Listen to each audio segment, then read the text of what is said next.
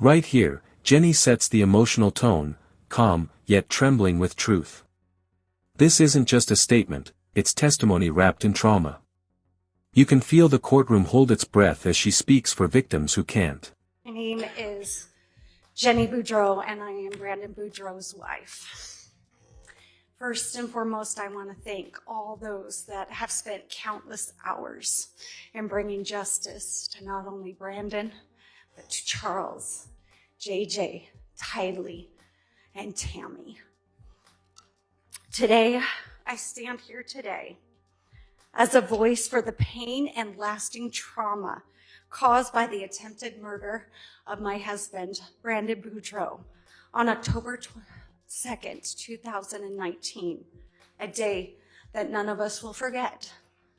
That morning, Brandon was driving near his newly rented home in Gilbert, Arizona, when a bullet, fired by Alex Cox, under the direction and planning of Lori Vallow, Daybell, and other co-conspirators. Legally speaking, this is where things get chilling, the mention of Alex Cox acting under direction. That's direct evidence of conspiracy, not coincidence. The planning, the precision, it paints Lori Vallow as the orchestrator, not a bystander. By merely inches. Just inches. One moment, one shot. A moment that should have taken his life, but didn't. And yet, that near-death experience has forever changed his life and mine. When I met Brandon, I saw a man with one of the biggest hearts I have ever known. But it was a heart that had been bruised deeply and wounded by betrayal from those he trusted most. To be hunted by people who were supposed to love and protect him, his own family, left scars that go far beyond physical danger. It robbed him of a sense of safety. It shattered his ability to fully trust. It forced him to live in fear. For months, Brandon was living in hiding, moving from place to place, always looking over his shoulder. The people who wanted him. That moment, the honeymoon scene, is one of the most devastating parts of this story. Imagine being a newlywed, identifying a child's remains instead of celebrating love. Viewers, how do you rebuild a life after seeing that kind of loss up close? Still were out there, and he knew they were not finished. After the horrifying news of the murders of Charles and Tammy, and especially Tylee and JJ, children he loved, and he knew. Brandon had countless sleepless nights. The fear became constant. I will never forget the night when Alex and another showed up at his family home, searching for his children and Brandon. The fear I heard in Brandon's voice was like nothing I had ever heard. He believed that he and his children could be killed. This was his new reality. These crimes weren't just about money or power or twisted religious beliefs. They were also about destroying families, destroying lives. Lori and her co-conspirators tried to take away a father from his children. This is a man who reads scriptures with them, tucks them to bed at night, plays games with them, supports their dreams, encourages them, and loves them with all of his heart. Now Danielle takes the stand, and her voice adds something powerful: perspective. She's not just a sister, she's a professional in the justice system. Her words remind us that tragedy doesn't care about your training or titles, it can find anyone. Unconditionally, he would do anything for his children. Had that bullet not missed, these beautiful children, now my beloved bonus children, would have grown up without a father's guidance, his protection, and his love. No child should ever be denied that. Brandon was deeply traumatized, and yet he continued to show up for his children, for truth and for justice, even on the first day of our honeymoon, which was meant to be joyful and sacred. I watched my new husband weep in a car after having to identify the remains of a boy he once loved and tried to protect. That boy was JJ, a cousin of Brandon's former wife, the son of the very woman who tried to orchestrate Brandon's murder. As Brandon begins, notice the courtroom energy shift. This isn't a lawyer's rhetoric, it's raw pain from a survivor standing face to face with betrayal. Every sentence feels like he's reclaiming control from the chaos Lori tried to create. That weight, that moment is still and always will be heavy in our lives. He has survivor's guilt. He sometimes wondered why he survived and the others did not. He would say I would switch places with Charles, with JJ, with Tylee, and even Tammy so that they could live. This is the kind of person Brandon is. He would do anything for the people he loves.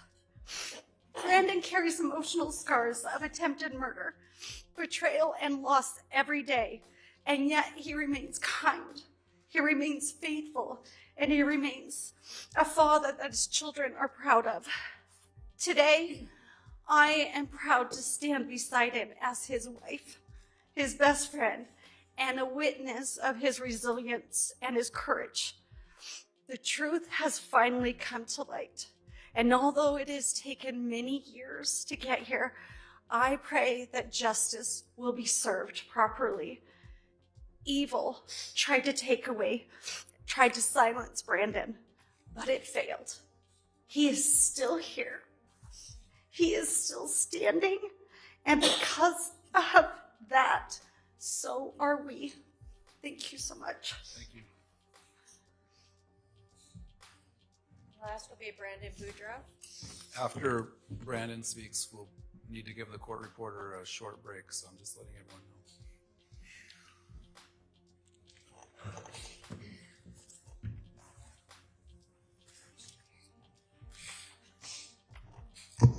Thank you, Your Honor.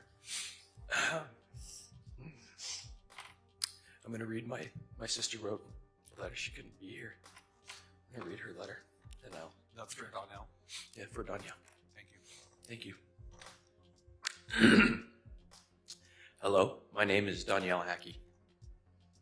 This is one of the most powerful legal and emotional pivots of the entire trial. Brandon separates forgiveness from freedom. He's teaching the court, and us, that forgiveness doesn't mean leniency. Justice can coexist with grace. I'm the oldest sister to Brandon Boudreaux. 6 years ago, our world was rocked in ways none of us could have predicted. I'm not unfamiliar with the criminal justice system. I worked within it for over 10 years, but it had never touched my life personally until it did 6 years ago. I watched as my brother Brandon had his entire life ripped apart with absolutely no warning. I watched him try to pick up the pieces of a life and family he had built and to try to bandage the broken hearts of his children with oh so many questions, while also navigating his own personal sorrow and heartbreak. I held him and cried with him and offered what little advice I could with all the love my big sister heart could give him.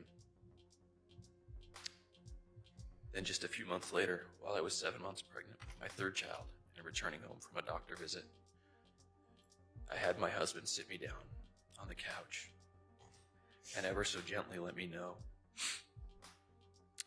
that my brother had just been shot at. You see, my dad hadn't called me. He called my husband to tell him so that he could carefully and gently tell me what had happened. My world, as I knew it, was shattered. All of a sudden, I was living in a paranoid, anxiety-filled, fear-driven nightmare. As details emerged and my brother gained more information and knowledge, he reached out to see if he could bring his children to hide at our home for a while. There was no hesitation. We took them all in, but those few weeks were filled with terror. We stayed indoors with the blinds shut and the door securely locked. We did our best to entertain 6 children, ours and his, and keep them happy and as unaware of the situation as possible. while also monitoring our streets for any signs of those responsible for this. I no longer felt safe in my home. Leaving meant constantly checking behind and around me, making sure no one was following or watching us. We were on alert 24/7. Our entire family helped shuffle my incredible brother and his kids around, doing our best to ensure that they felt safe and were being loved and taken care of. This went on for months. Once those responsible were caught, we felt some relief. However, more details continued to emerge, and my brother's life continued to get thrown for loops. Our family has come out of this closer, stronger, and more unified. We have held our tongues, never having spoken our truths, so as to allow the judicial system to do what it is designed to do, bring some justice to all of the victims.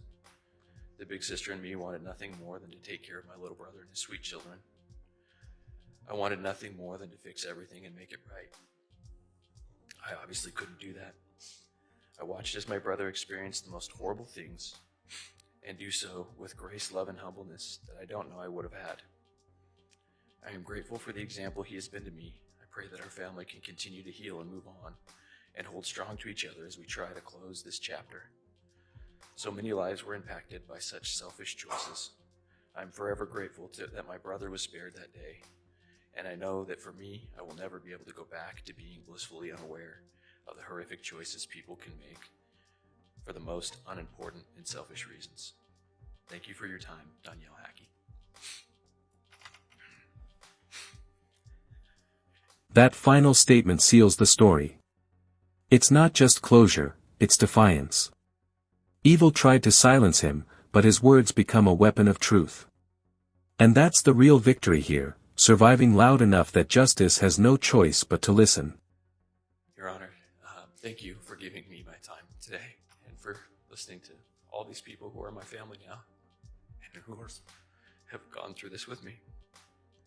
On October 2nd, Lori Vallow, someone I considered family, conspired with others to shoot at me.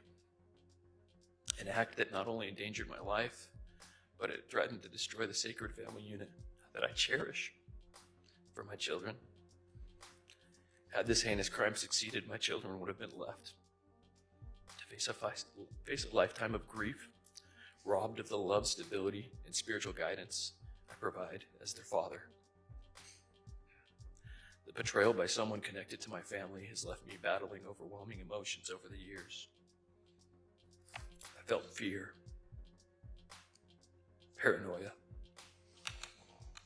I lived with constant vigilance, loneliness, regret, sadness, depression, anger, heartache, and embarrassment.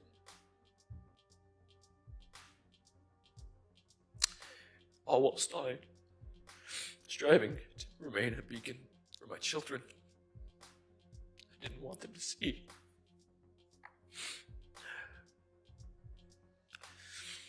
The word family in Latin was used as a word for servant, familia. How beautiful to think of those who are family as those who we serve or who serve us freely without the thought of reward. I try to live this truth every day, serving my children with selfless dedication, nurturing their dreams, teaching them resilience, and providing a foundation of love. Lori Daybell's actions sought to tear me from the sacred role, leaving my children without the father who serves them with unwavering devotion. Trust is something that is intangible. It can almost,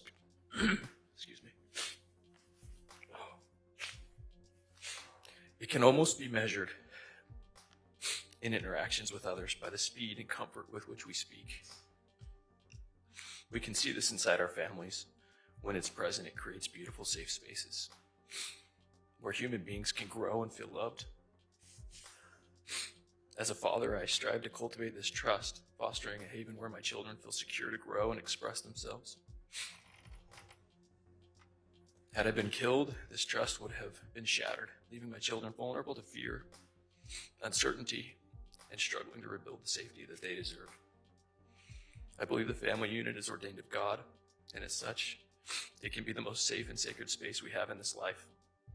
I was raised in such a unit by parents who created this for me. And my life's greatest desire is that one day my children will look back and say that I created that for them. This divine calling gives me a drive to provide a nurturing and sacred environment for my children, mirroring the love I received. The choices that were made on October 2nd by Lori and others attempted to end my life. They threatened to rob my children of this God-ordained sanctuary, denying them the legacy and safety of love I strive to build. Research underscores devastating impact of losing a father in early childhood. 20 to 30% of bereaved children develop clinical depression or anxiety, grappling with abandonment. It can hinder their ability to form healthy relationships. My children would have faced these scars and many more. Their sense of security would have been destroyed. The violent act orchestrated by Lori would have taken this. Additionally, children who lose a parent experience academic setbacks, social withdrawal. Studies show that such children face socioeconomic challenges as adults, threatening the stable future I work tirelessly to provide. Besides my children, I have extended family for whom this conspiracy's toll I will never truly know. There's no measurement system for our grief, for our stress, for their pain and their trauma. They carry a burden that was no responsibility of their own. They're good people, all of them. But they showed up. They understood what family meant. They postponed work. They postponed life. They postponed fun. They even put out their own children and their own spouses. I had to ask them and their families to keep me safe and put them in jeopardy. I was scared to stay with them for months after they shot at me and kept trying to find me. I was continually pursued. When I asked my new wife to marry me,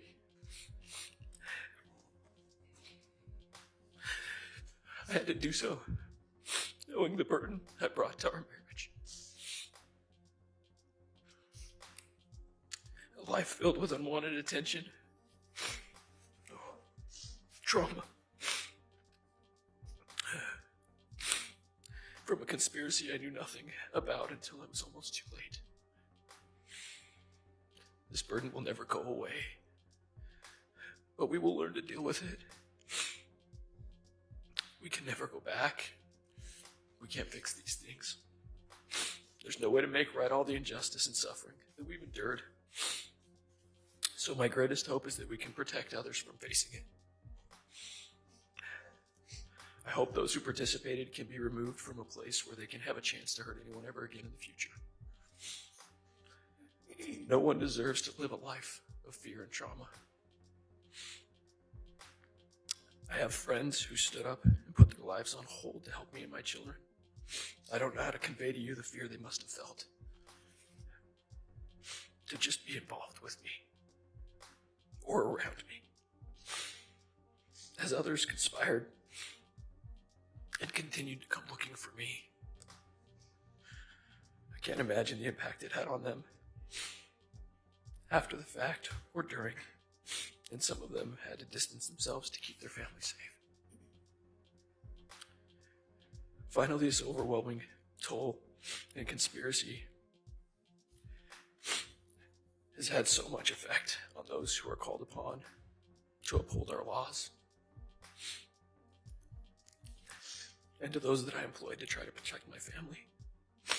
That would include attorneys, law enforcement, juries, yourself, your staff, all the people who have to deal with this. We've spent countless hours and precious resources from our community's taxes, mine and my family's personal finances, striving to prove exactly what happened, and most importantly, to keep children safe.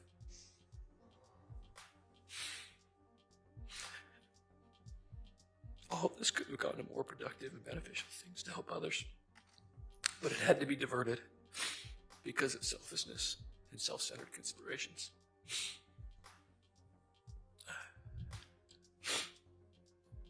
Your Honor, I'm a believer in forgiveness,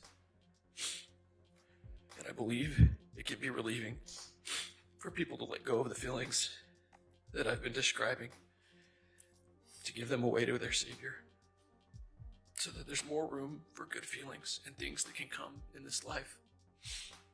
I'm not perfect at it, but I have found relief in it. But I do not believe that this means that we can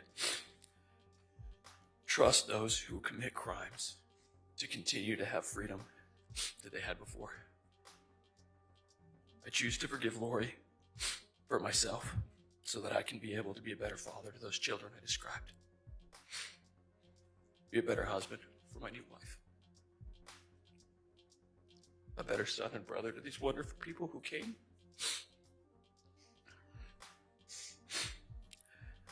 And a better neighbor and friend to those people who were there for me when I needed it most.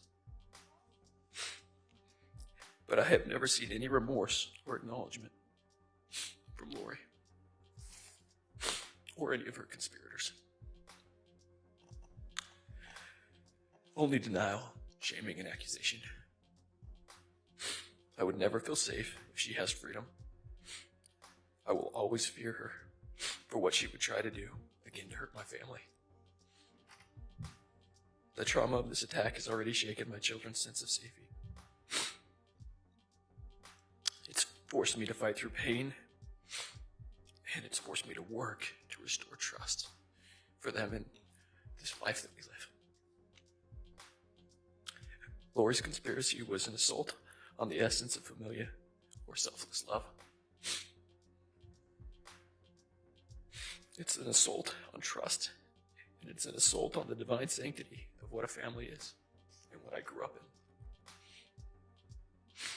I would urge you to recognize this harm, this act that was intended to inflict pain upon myself, my family, my children, who deserve to grow up in a sacred, safe space. And I would ask you to protect us. As I let go of those angry feelings and all of those things, I would ask you to protect us, keep us safe, keep these people who deserve it safe. And I just ask that and thank you.